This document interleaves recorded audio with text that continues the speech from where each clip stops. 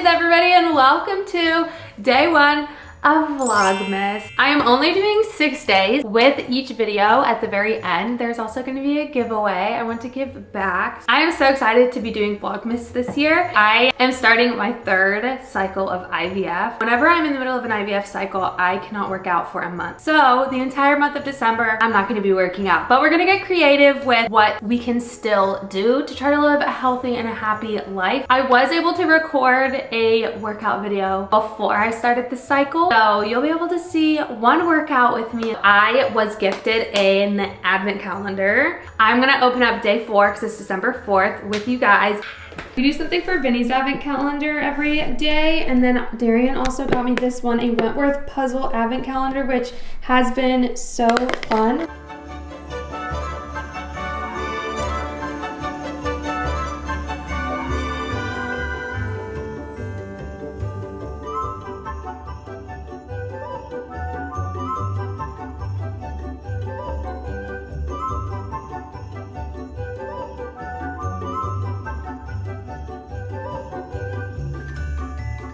Oh, what's up you guys? I'm here at the gym and I'm gonna hit upper body. We're doing back biceps, a little bit of rear delt. You guys know I've had quite the journey with working out and everything, so pretty much starting from scratch. I am doing the beginner program from my app. So I'm doing week 1, day 2, a full-blown pull day. We've got bent over rows, lat pull downs, chest supported rows, bicep curls, rear delt flies, and hammer curls. So before we head into exercise 1, you already know we gotta start with a warm up. All right, so we're gonna grab a band. I'm gonna walk you through one of my favorite things to do for an upper body day warm up. I love doing banded pull aparts, up and overs, and then like around the world. My arms are on fire.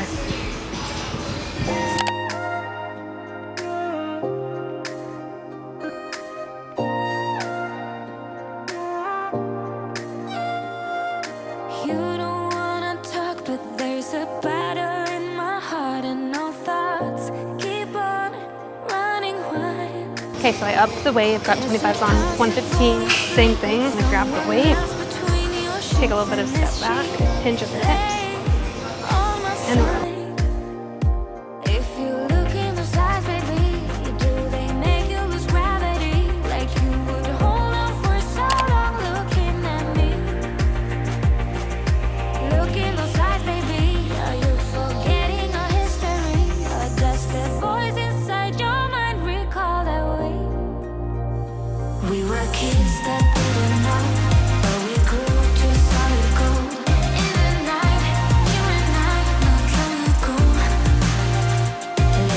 Okay, so I did lat pull downs, good for the lats. We've hit mid back, lats.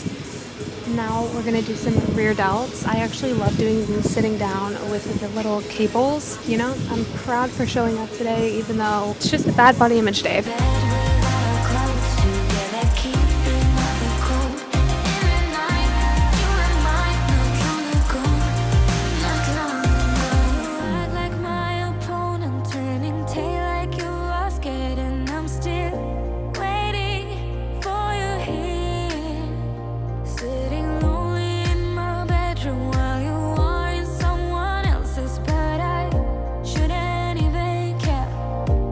Honestly, I've been struggling so bad with like a body image because just being on all the medication for IVF, it's just changed my body so much. Like I'm so much puffier.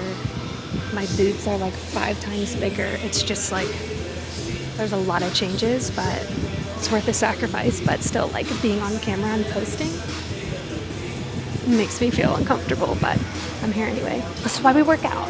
Helps build our confidence and our strength. So let's go.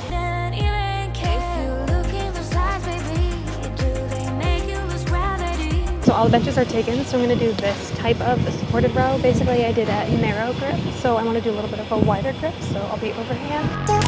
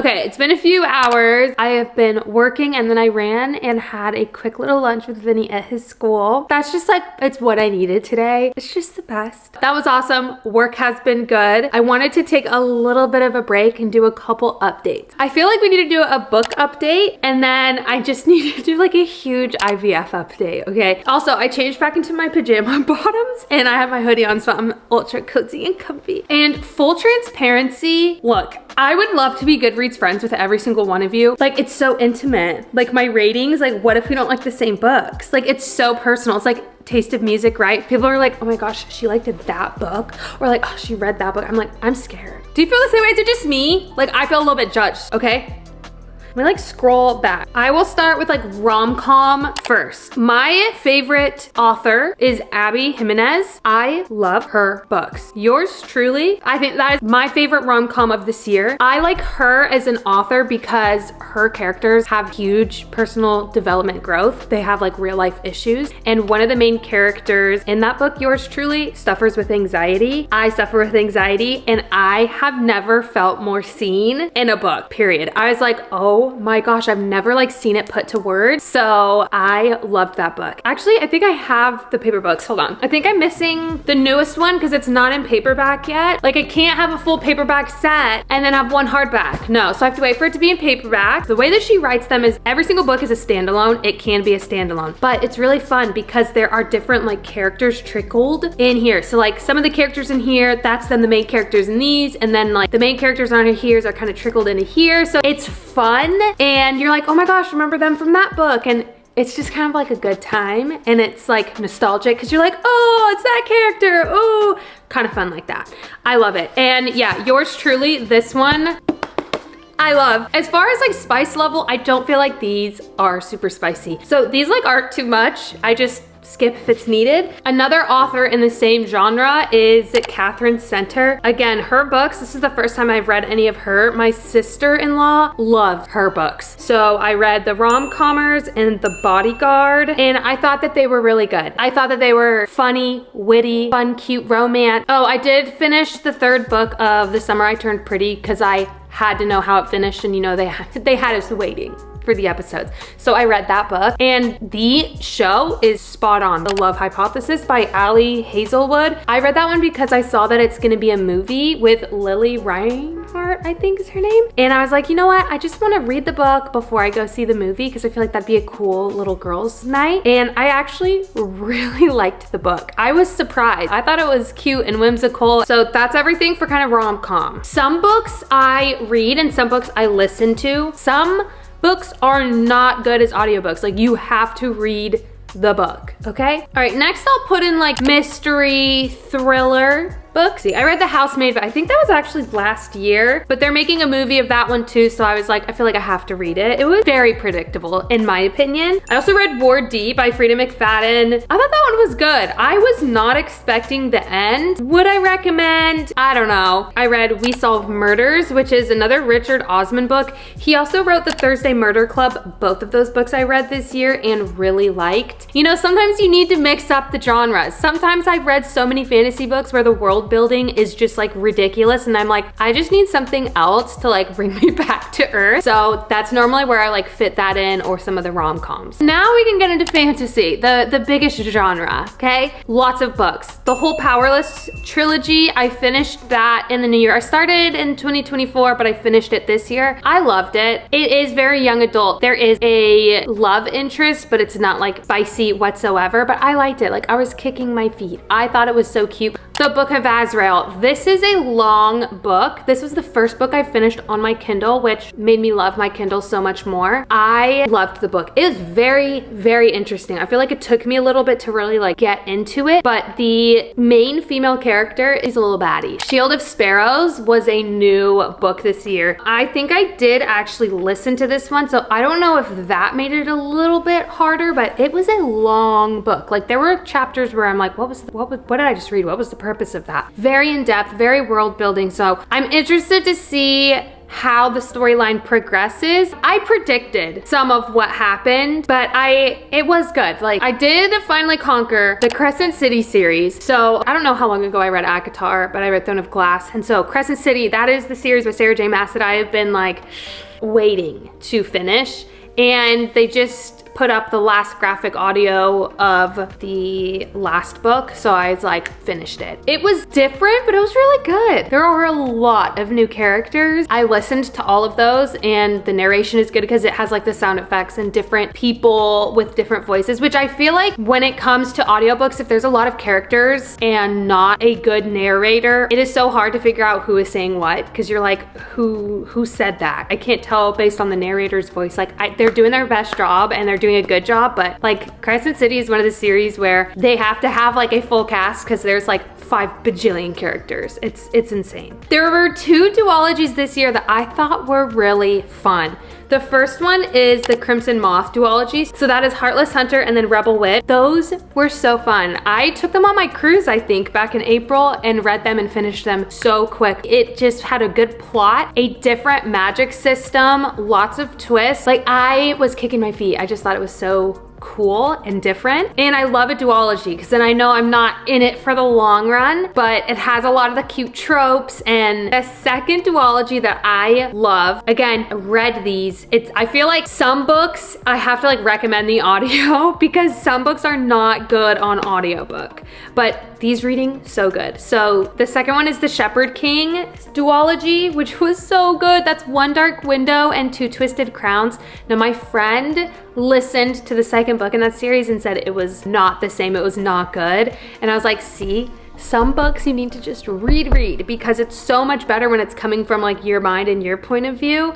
So I loved that duology. I finished them so quick. I loved the magic system. It was so different. In fact, I got halfway through the first book and I was like, whoa, I need to start all the way back over because I need to figure out what the heck is going on with these. Like, it was a really fun and cool read. Again, a little bit shorter, not as like too immersive, but still you get a great background, lots of different points of view, which I love. And I love the books where it's different points of view. Both of those duologies have them because I love like seeing it from the guy's perspective too. I'm like, I love it. I'm trying to think other ones that I like recommend. I'm trying to say only the good ones that I actually will recommend. Did Onyx Storm come out this year? Yeah, okay, read that, obviously. Oh, Silver Elite.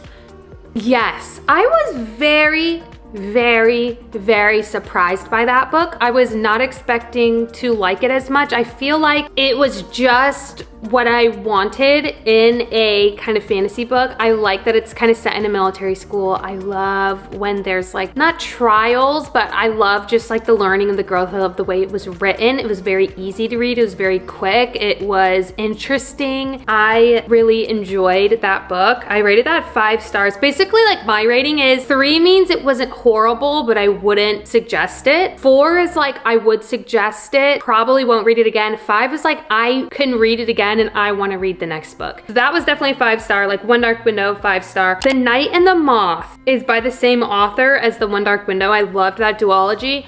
The Knight and the Moth was, look, we're all just here for Bartholomew. If you know, you know. That's why I read that book. That's all I'm gonna say, okay? Another duology that was good is Divine Rivals. Like, that was very cute. It took me a minute to get into it, but once I like understood what was going on, I was like, oh, this is good, and just like, boom, cranked it out. Those were so good. I listened to those. It's narrated by a girl and a boy, so that's nice when it's like both perspective, and it was on Hoopla, like ready and available. So I love whenever books are just ready to go on Hoopla and the narration is good. It has helped me get all my books in. I don't know what genre I would put this in. It is called The Lost Bookshop, and it was very cute. Like, it's not really fantasy. It's not, I guess I'd put it in like a contemporary novel slot with a little bit of fantasy. It's a very like quaint read. I listened to it and it follows 3 different people's story, which I thought was fun. Well, that's the wrap up of books. And now I gotta go put all my books back. I guess I need to like figure out what books I wanna read for next year. Okay, so I grabbed all the books that I'm gonna want to read for next year, like what's on my list. This probably should have been its own video, but you know, I think this is like very long overdue, just freaking talking to each other. So thanks for being on FaceTime with me. But I do want to say I am almost done with Brimstone. So that's the second book in Quicksilver series, and it's really good.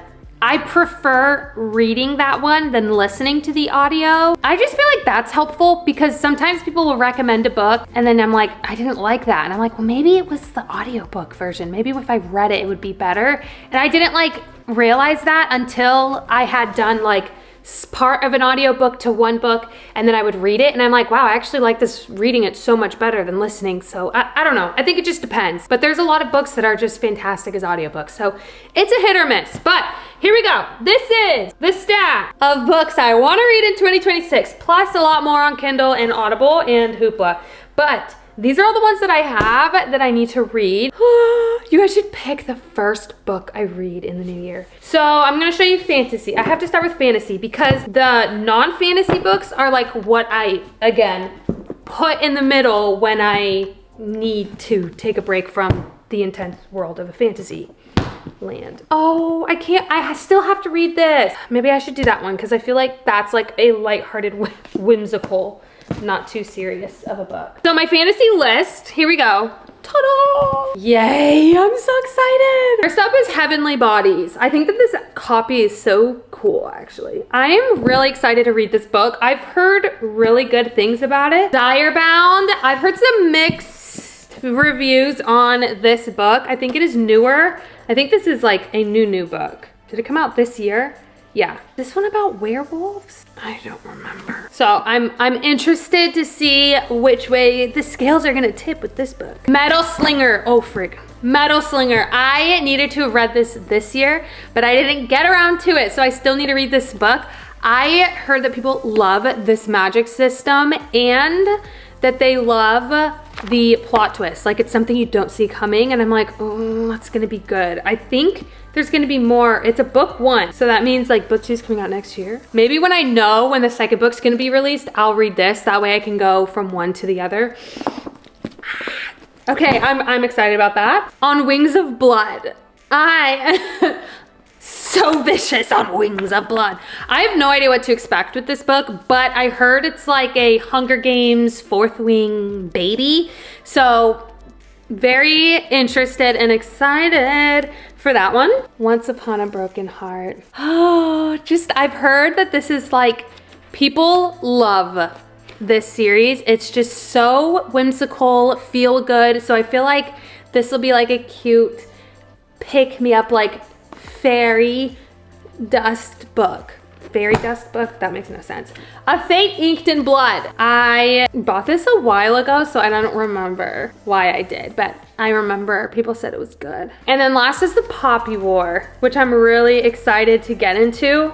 It's a trilogy. The main female character just looks so sick, and I'm just like, pew! Anytime there's a strong female lead, I love it because I just like need to have that fight in me. And so like I absorb that female's power and fight. So, you know, I love it. You know, something that I really have loved from this year is feeling so connected to so many of you and also just random people on the internet, like bond over these books. I don't know what it is. I don't know if like this has been a thing and I'm just now really getting into it, but it's made this year so special. Just like having so much in common with so many people, and like anytime I talk about books with someone, it just is, I don't know how to put it to words, but it makes my heart so happy, and I have just really loved reading this year. In the other category, we have a couple, I'd say like romance. So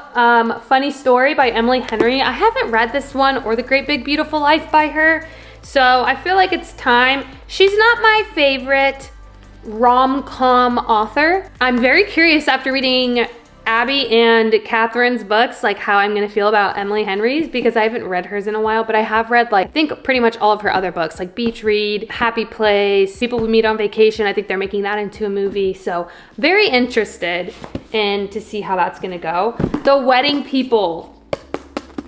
Very excited. I did kind of start this one, but then what happened? I think where did I start reading? Another fantasy book because I just couldn't put it down. Broken Country. I've also heard a lot of really good things about this book. I think it's a new one, and I just like love a good novel. Farmer is dead. He is dead, and everyone wants to know who killed him. So it's probably like, oh wow, the words are so big. Holy crud. This would be a quick read then. Oh yeah, 300 pages in a huge font. I could probably read that in a day. Maybe this would be a cute Sunday book? Maybe 2 days. Yeah, that's a pretty, oh, don't you love when it's like a smaller book and you just can read it so quickly as opposed to so many of these fantasy books that are like 1,000 pages and I'm just like into this world, which I love. But yeah, that'll be a fun book to read. I'm excited. If you've read that, let me know how you like it. I also have a couple of Mitch Albom books. So this is like kind of random, but I've read some of his before. He's actually like I think he's Detroit, Michigan. Every time I went to the Detroit airport when we lived there for Darian's school, his books were all over. So I kind of got into his book and I read Stranger on the Lifeboat, which was really good. The 5 People You Meet in Heaven. Didn't like that one as much, but I really did like Stranger on the Lifeboat. I thought that was very interesting and I read it in one sitting. And when I had my ectopic pregnancy, that's actually one of the books I read. Like, it was so quick. I just flew through it and it just made me, it was thought-provoking a little bit. So it was interesting. The other 2 that I got is Tuesdays with Maury. I've heard so many good things about this book. And so I'm excited. I think it's just like he's interviewing like an old professor of like his life or something like that. So I feel like there's gonna be some good, you know, thought-provoking, meaningful things in this book, which I really like. And then The Little Liar, this is during World War II time. I did start this book. I think I'm only on page like 20 or something, but it was really good. It's a little bit heavier. Obviously, anything that has to do with World War II is heavy. And it's crazy to think that wasn't even 100 years ago. Like, my sister-in-law got me The Beast's Heart for my birthday this past year, and I still have not read it, which I'm really excited about. So this is also just gonna be kind of a fun, whimsical read that I'm really looking forward to, and she really liked that book. And then last, Darian and I really like thrillers, and we read Behind Closed Doors by this author. So we got this as like one of our couple books. A lot of times like we'll read together, and so this is what we got, so it'll be fun. This is again gonna be a pretty quick book. I'm like so used to huge fantasy books. I'm like, oh yeah, this no problem. So that, you know, it's pretty encouraging, might I say. This makes me so happy, you guys. Like, I didn't realize I could talk about books for so long. Just do a little IVF intro. So actually, so yes, this is my third time doing IVF, and it's interesting. In hindsight, is like, I swear you learn so much through hindsight. So the first time I did IVF, I was like so bummed and I was so upset, rightfully so, that I didn't have enough stimulated eggs to move forward with the egg retrieval, and I was gutted. I mean, absolutely devastated. And having gone through it the second time, lots of different medicine, a totally different protocol. Everything was stimulated, had a great success rate with how many eggs we were able to retrieve. We went through with the egg retrieval, and then we had 5 awesome embryos, but then by day 5, they all stopped growing, so we lost all of it. I just have 1 more egg retrieval covered, and I realized, I was looking through footage, I filmed myself getting all of my medications for the second round, the round that I just completed and that didn't work out. So I'm gonna play a little bit of that and just share some thoughts I had during that. Would have been in October, so like 2 months ago.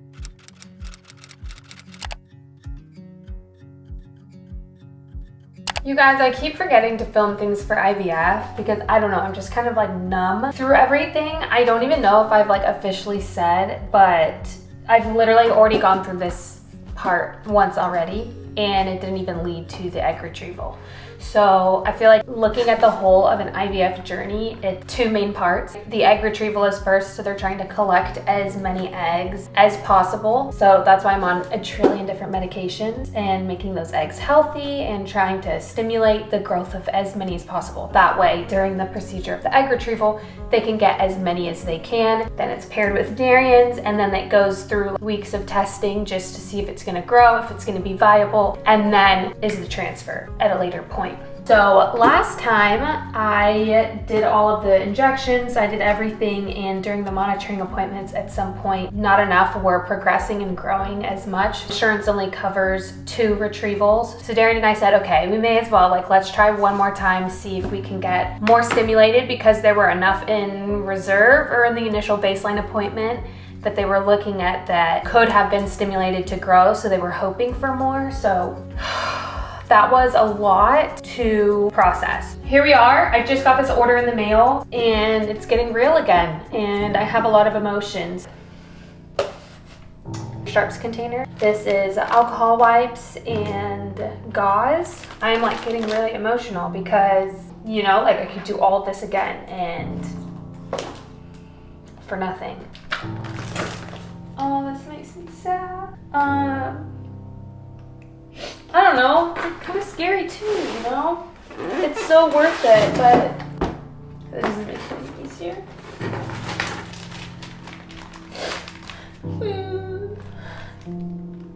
Like, it just sucks going through this all again.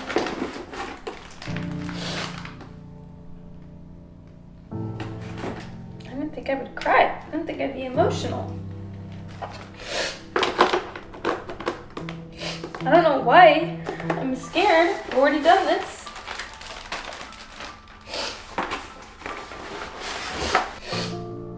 Whoa. Is there like the refrigerator in there? Fun fact about me, I absolutely hate styrofoam. Alright. So these, I forgot another medication. This makes me sad. I mean, it's worth it. I want this to work. I want it to work more than anything. All right, well, I feel like I've had a lot of questions, and I feel like one of the better ways I've been able to handle this is just think like, instead of why is this happening to me? Like, I know that if I wasn't struggling with whatever this is, it would be something else, right? Like, we are all having our battles, our trials, whatever they are. And I think I try to think of what can I learn from this instead of like, why me? It's like, what can I learn from this? And I've learned so much already. And I feel like it's just like refining myself as a person. I don't know, maybe it's more common than I think, but like I literally felt like a failure. You can't even get through the egg retrieval. I have 2 more procedures after that. I don't know, it just becomes a lot.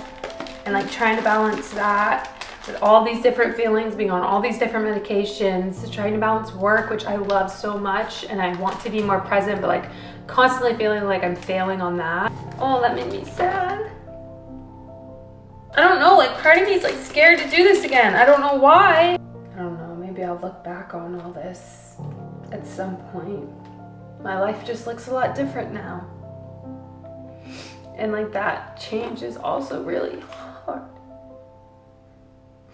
to like accept and process. And like, it's what we want, it is worth it, but like, it's a lot to process. It's so interesting watching that because I was so scared and I was so nervous. It's scary, it's nerve-wracking. Your body is completely just crazy. There are so many medications, the injections hurt, my stomach is just lined with bruises. It's taxing. There are constant doctor's appointments. I mean, 3 to 4 a week. They are far. I am driving long distances, and they are not fun doctor's appointments, especially for how frequently they are.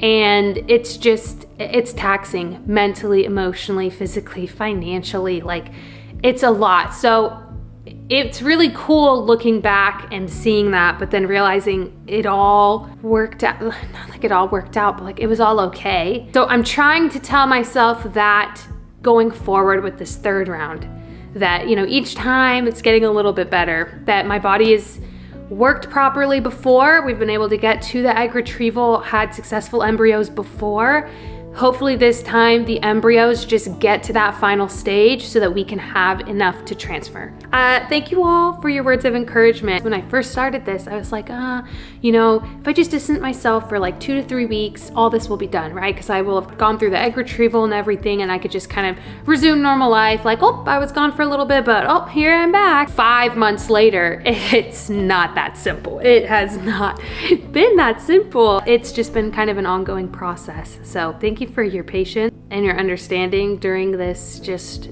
emotional time. All right, we are now ending out the video. This video was really fun to create, but then also just edit, because I was like, this is like the most random video. I talk about books, I go through IVF, I cry.